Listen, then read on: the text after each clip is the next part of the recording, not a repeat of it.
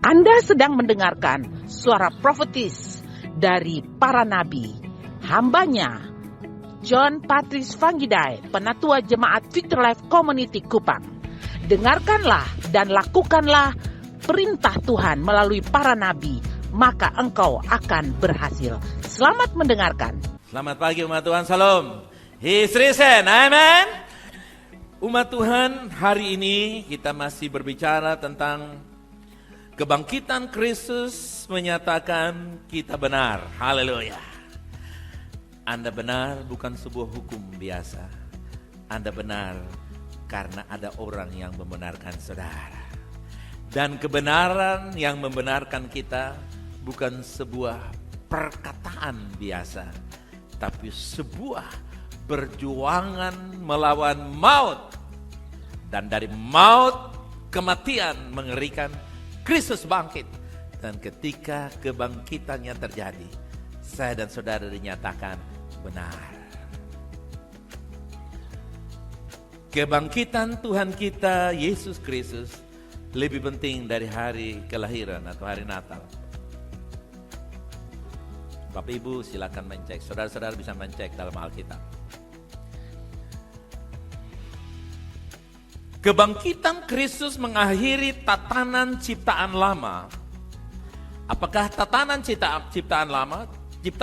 Tatanan ciptaan lama adalah anak-anak Adam dan memadai awal tatanan ciptaan baru di dalam Kristus. Artinya ada sebuah proses pergantian generasi.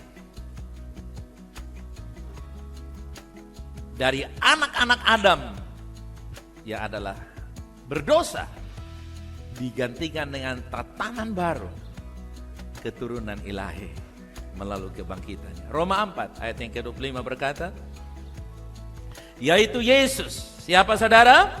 Siapa saudara? Yesus yang telah diserahkan karena pelanggaran kita yang adalah keturunan Adam, anak-anak Adam, dan dibangkitkan karena pembenaran kita. Bapak Ibu, saudara-saudara, ini dahsyat kebenaran ini. Haleluya. Kebangkitan Kristus dari kematian memberitahu saya dan saudara bahwa kita dibenarkan. Coba taruh tangan di dalam, katakan, saya dibenarkan karena kebangkitan Kristus. Come on. Yes. Tanpa kebangkitan, saya dan saudara konflik, narapidana dosa. Sinner, konflik, narapidana dosa.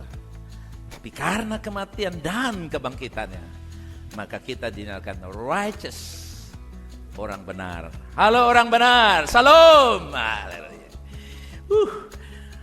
Yohanes 3 ayat yang ketiga, sebuah proses bagaimana realisasi mengalami proses generasi dosa diubahkan menjadi generasi baru yang namanya generasi orang benar.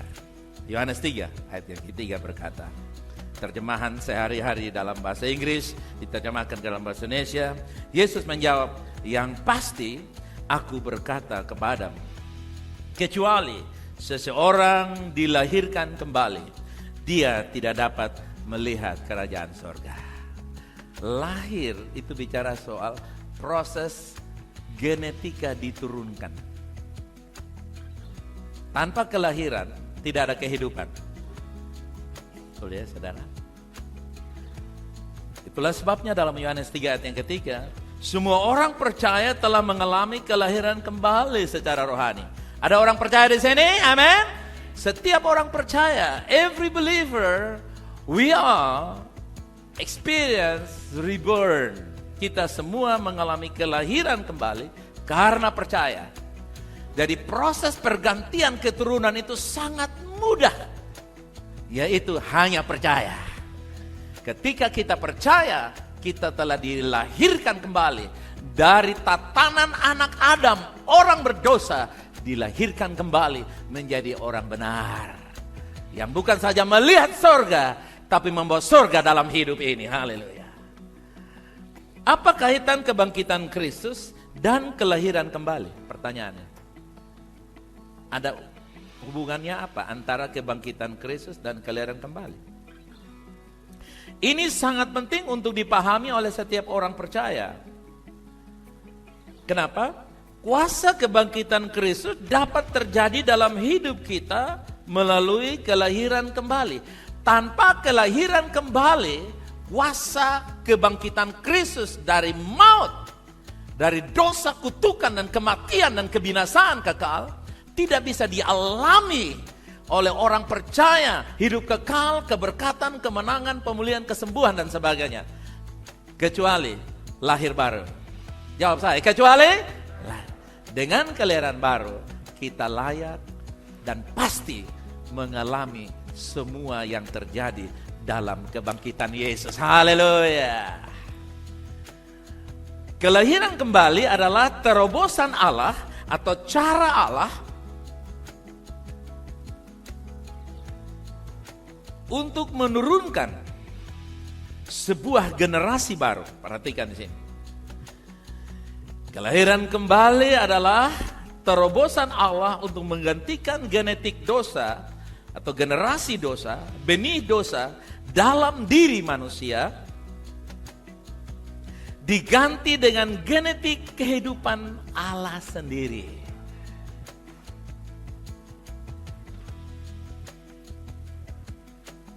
Haleluya.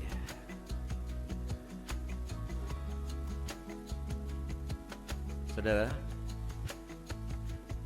kalau kita masih hidup 50 tahun lagi sekarang, 50 tahun. Berapa tahun dari sekarang?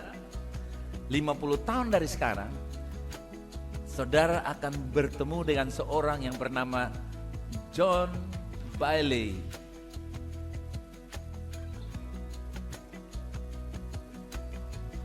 Yang di dalamnya ada saya, darah keturunan saya, Fangidai. Cuman saya punya perempuan, menikah dengan benih laki-laki bule, maka dibutuhkan 50 tahun. Kenapa? Karena proses dari F1, F2, F3 itu butuh lama, saudara guys. Sehingga 50 tahun dari sekarang kalau kita masih hidup, atau tinggalkan catatan saja, nanti Anda akan melihat orang yang muka kayak saya tapi bule. Kenapa? Karena ada gen yang sudah dititipkan, genetika yang sudah dititipkan masuk ke dalam keturunan bule itu, seorang dari gen saya. Saudara bisa tangkap sampai sini ya. Jadi proses kelahiran dari generasi ke generasi, lahirlah saya tapi dalam bentuk bule. Kematian dan kebangkitan Kristus melalui kelahiran kembali. Coba katakan lahir baru. Pada waktu Anda lahir baru dari manusia dosa berubah menjadi asli bule sorga, the prince of heaven. Anda menjadi keturunan sorga. Tidak perlu 50 tahun. 5 detik ketika Anda percaya dalam hati, mengaku dengan mulut, Anda menjadi the breed of heaven, keturunan sorga. Haleluya. Powerful bukan? Amin. Itulah sebabnya kelahiran kembali harus dan perlu dialami oleh setiap orang. Percaya dalam hati, mengaku dengan mulut, bertobat meninggalkan semua yang lama, dan kita diproses. Nah, umat Tuhan, kelahiran jasmani dan rohani terjadi satu kali. Anda tidak bisa lahir 2 kali. Aduh, lahir tanggal 16, saya mau sama saja dengan Pak Jokowi yang terkenal tanggal berapa? Di bulan Juni, mungkin tanggal 8 Juni Pak Jokowi, saya kurang tahu. Atau saudara saya mau tanggal terkenal saja, 10 Maret. Wah, Anda nggak bisa begitu.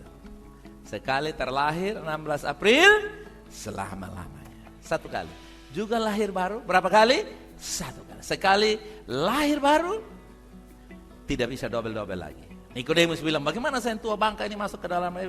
Yesus bilang, sayang sekali Niko, kau punya otak tidak bisa menerima kebenaran ini. Yang lahir dari daging biarlah daging, tapi yang dari roh adalah roh. Hari jadi tetap hari jadi, birthday, tapi hari lahir rohani, yaitu satu kali. Nah, artinya orang-orang yang keluar dari tubuh Kristus,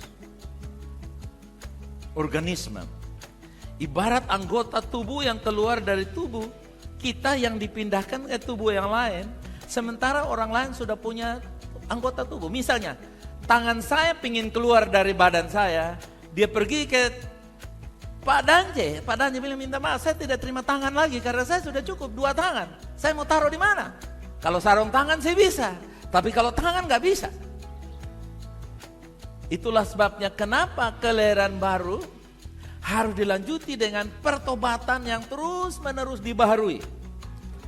Ketika kita bertobat, berapa kali saudara kasih? Terus-menerus. Lahir baru 1 kali, bertobat berapa kali? Terus saya bertobat tiap hari, setiap detik menit saya bertobat.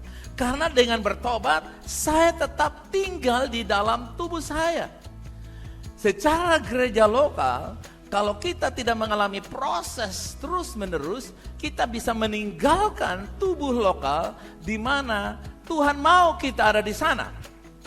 Kalau saya terlahir di sini sebagai tangan, Anda sebagai kaki atau bagian-bagian yang lain, dalam proses kita meninggalkan organisme, itu bukan organisasi, organisme.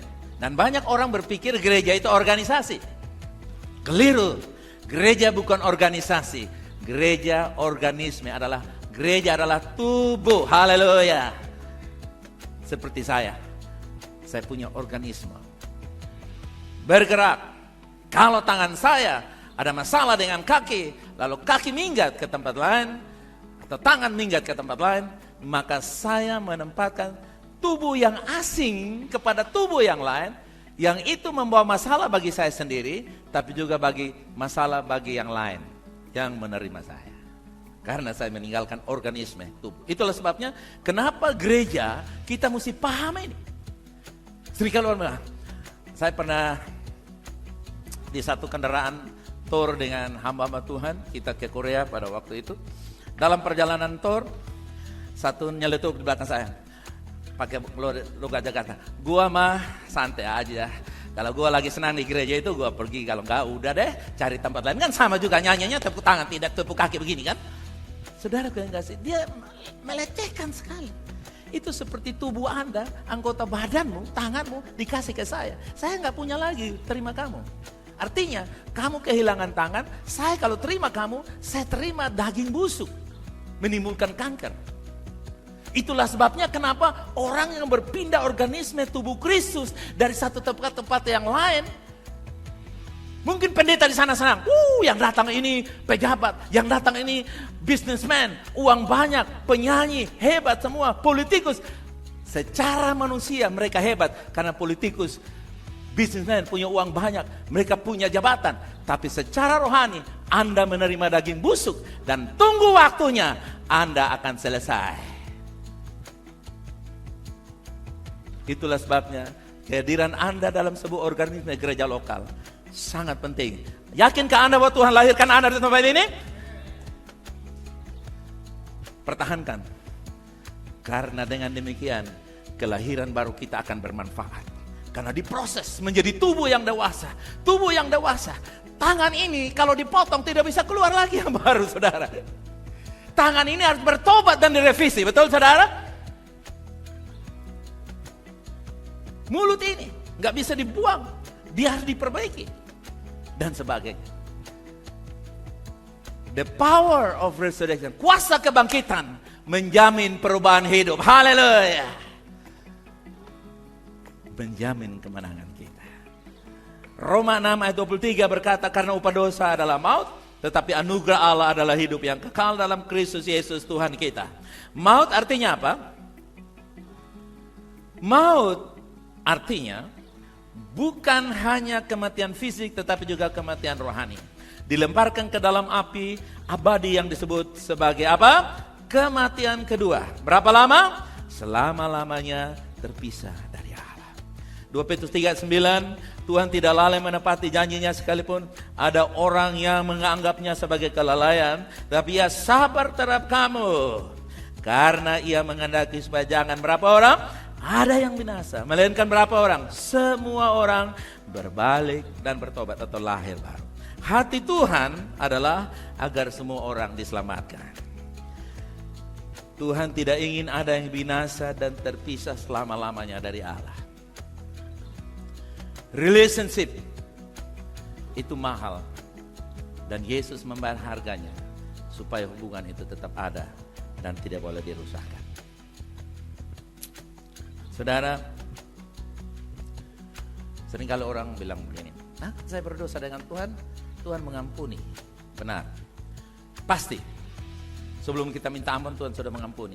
Dosa lalu, hari ini, dan all forgiven. Semuanya sudah diampuni. Hanya, kalau saya bermasalah dengan Pak Dance, saya tidak bisa enjoy life dengan dia. Dengan orang lain saya bisa patitik, patotok, saudara kekasih. Bisa kasih tos, tapi dengan Dance gak bisa. Kenapa? Karena saya hilang fellowship. Itu yang namanya upah dosa adalah maut. Maut bukan saja di neraka selama-lamanya, tapi terpisah dari si A, si B, karena kita ada barrier. Itulah sebabnya saudara yang kasih, kita diterima oleh Tuhan, mati masuk surga, cuman di dunia tidak diterima oleh banyak orang, karena bermasalah. Pingin orang lain mengerti kita, pingin orang lain maklumi kita, tapi kita sendiri tidak pingin maklumi dan mengerti orang lain. That's the problem of relationship. Itu masalah. Jadi masuk surga pasti, cuman persekutuan di dunia ini Anda kehilangan. Apalagi kalau suami istri, lebih rugi lagi kakak. Kenapa? Karena tidak ada orang bisa menggantikan istri, tidak ada orang bisa menggantikan suami. Kakak adik juga nggak bisa. Adik ipar tetap adik ipar. Kakak kandung nggak ada bilang pergantian. Kita punya emosi lah yang bisa menggantikan adik ipar menjadi adik kandung. Haleluya. Perasaan kita lah. Jadi seringkali kita berpikir upah dosa adalah maut. Ini kita berpikir nanti dibakar di api neraka kekal. Bisa itu terjadi nanti pasti. Jangan khawatir. Nanti kalau mau bisa dirasakan. Ya, pasti. Tetapi saudara enggak sih, persekutuan kita di dunia ini bisa maut. Artinya suami tidak enjoy dengan istri, istri tidak enjoy dengan suami, papa dan mama tidak enjoy dengan anak-anak. Lalu timbul kata-kata, wih kalian orang lain tuh dia malaikat, kalian orang tuh dia malaikat, gelap. Nah, oke, sudah. Nanti lanjutkan, silakan diskusi saja di rumah ya, baru WA saya nanti. Yang kedua, mengapa Tuhan tidak menghentikan manusia dari berbuat dosa? Sebenarnya waktu Adam mau makan buah itu, dia tahan. Lalu Tuhan bilang, biar saja Hawa yang tanggung. Tidak, Adam dan Hawa minta Adam makan sama-sama, dan dua-dua orang mengalami risiko yang sama.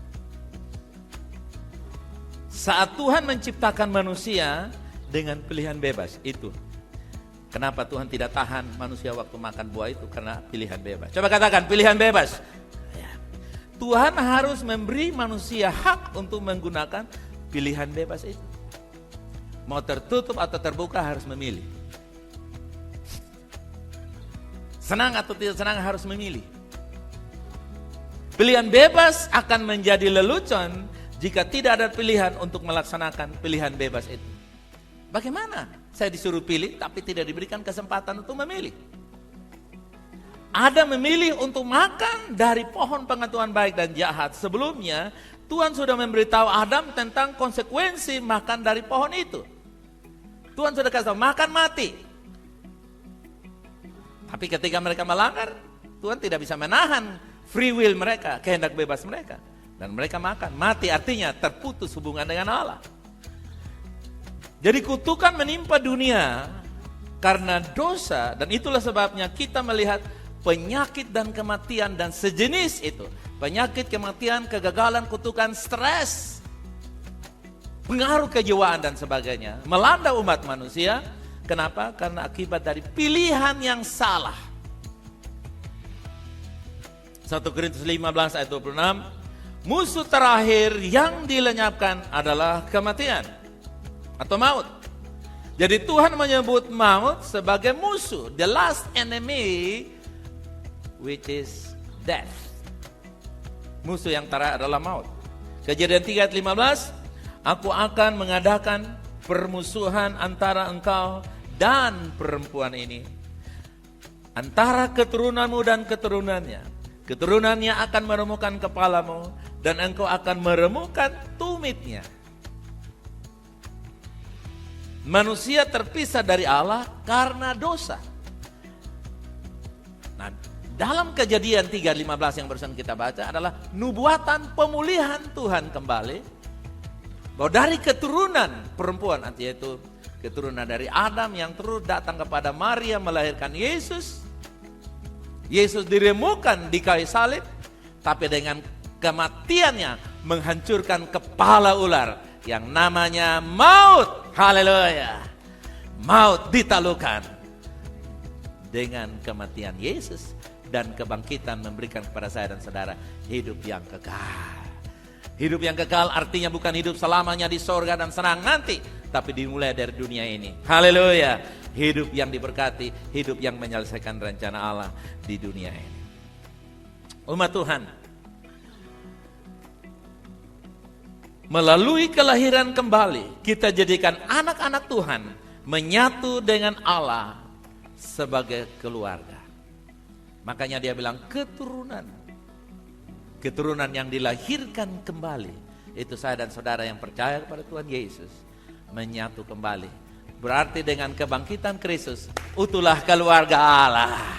Keluarga Allah, katakan amin. Kenapa? Melalui kelahiran kembali. Oke, next kita lihat yang berikut. Kita yang percaya kepadanya telah dibangkitkan bersama, dan sekarang, kapan saudara? Kapan? Sekarang bikin apa? Duduk di surga sebagai ahli waris bersamanya. Coba bilang di kanan atau kiri, saya sedang duduk di surga. Kasih tahu di kanan atau kiri. Anda sedang, you are seated on the heaven. You are being seated. Kamu diambil dari dosa dan didudukan. Tuhan yang ambil dan didudukan. Nah, kamu duduk di situ. Bukan orang yang buat, tapi Tuhan yang buat. Bukan saya yang cari muka lalu Tuhan bilang, mukamu bagus, duduk sama saya. Bukan. Tuhan yang katakan, saya didudukan bersama dengan Yesus. Katakan, ya, Anda dan saya, we are being seated by God through Jesus Christ, the resurrection of Jesus Christ. Ya. Melalui kebangkitan Kristus, kita didudukan. Yesus telah dibangkitkan dari kematian, dan dia sekarang duduk jauh di atas semua pemerintahan dan penguasa. Haleluya. Duduk artinya berkuasa. Makanya saudara yang kasih, orang mengejar apa? Kedudukan. Harusnya jangan lari, jangan kejar kelarian, saudara yang kasih. Tapi orang mempertahankan kedudukan, bukan pelarian, saudara yang kasih. Artinya apa? Kekuasaan. Itu maksudnya. Efesus 2 ayat yang ke-6 dalam bahasa Inggris saya baca. And he had raised us up together and made us sit together in heavenly places in Christ Jesus. Heavenly places. Bukan heaven, heavenly. Heavenly itu artinya suasana. Heavenly artinya apa, saudara? Suasana. Jadi kamu hidup dalam suasana apa? Menikah dalam suasana apa? Berkeluarga dalam apa? Berbisnis dalam apa? Berpolitik dalam apa? Membangun hubungan dalam apa? Semuanya surga. Berkomsel dalam suasana surga. Semuanya dalam apa? Heavenly places. Jadi heaven, one day at a time. We are going enter into the heaven. But now we experience the heavenly flavor. Rasa surga ada di rumah kita. Rasa surga ada di WA kita. Waktu di WA serang, ini WA terlalu bagus. Tapi kalau dia banting HP bilang WA yang salah lu banting sampai tak. Nah, heavenly places inilah dikerjakan oleh. Jadi kamu tidak cari-cari maunya sendiri. Tuhan yang membuat heavenly places bagi saudara. Tuhan yang menyiapkan ibarat kolam. Tuhan bilang, lompat sudah di kolam sorga. Besan mau, beta takut dingin. Besan mau. Kalau beta sana lapisan dia sana itu manusia satu, itu turunan satu, itu satu laki-laki, satu perempuan, itu satu ACDC. Akibatnya kita pusing dengan semua yang di luar. Tuhan sudah siapkan masuk sudah, enter into the heavenly places. Tuhan sudah bangkitkan kita. Bangkit itu harus duduk. Kalau bangkit tidak duduk, tidak ada kebangkitan. Muka lawannya belakang, hitam lawannya apa? Maju lawannya mundur, neraka lawannya sorga. Kalau bangkit dan tidak mau duduk, artinya tidak percaya. Karena bangkit pasti harus duduk. Seperti makan pasti kenyang. Kalau tidak kenyang, cacing yang makan. Kalau percaya kebangkitan tapi tidak mau masuk heavenly places, artinya setan yang berkuasa. Bagaimana saya rasa sorga kalau semua orang tidak mengerti saya? Bagaimana saya rasa sorga kalau orang tidak sempurna? Justru karena tidak sempurna dan orang tidak mengerti dan persoalan banyak, kamu masuk. Nanti orang belajar sesuatu dari kamu. Kenapa semua orang begini-begini, tapi kamu begitu? Dia nih baju tahu, tapi Tuhan bikin, Tuhan tuh baik. The goodness of God. Bukan karena kita. Kasih tahu di kanan atau kiri, Tuhan yang dudukkan kamu bersama Yesus. Nah, Tuhan yang dudukkan saya. Jadi saya tidak bisa dengan cita-cita. Cita-cita apa? Duduk bersama dengan Kristus. Wah, cita-cita duduk bersama gubernur bisa. Tapi cita-cita duduk dengan Tuhan Yesus nggak bisa. Seperti ibu Yesus pernah, ibu dari murid-muridnya, ibu Yakobus dan siapa? Yakobus dan John Dede waktu itu. Atau siapa begitu? Dan Marcel. Atau dan Jeffrey. Bisa kok JU dan JM, JK duduk deh. Oh, Yesus bilang soal JK duduk di situ, soal MA duduk di situ. Tidak bisa. Tuhan yang atas. Dengar, bersyukur karena saya dan saudara didudukkan oleh Yesus. Amin. Puji Tuhan, Yesus tidak menjawab lobi-lobi. Artinya apa? Yesus lihat semua orang sama. Hanya saya kadang-kadang lihat tidak sama. Saya mengaku memang karena pakai kacamata.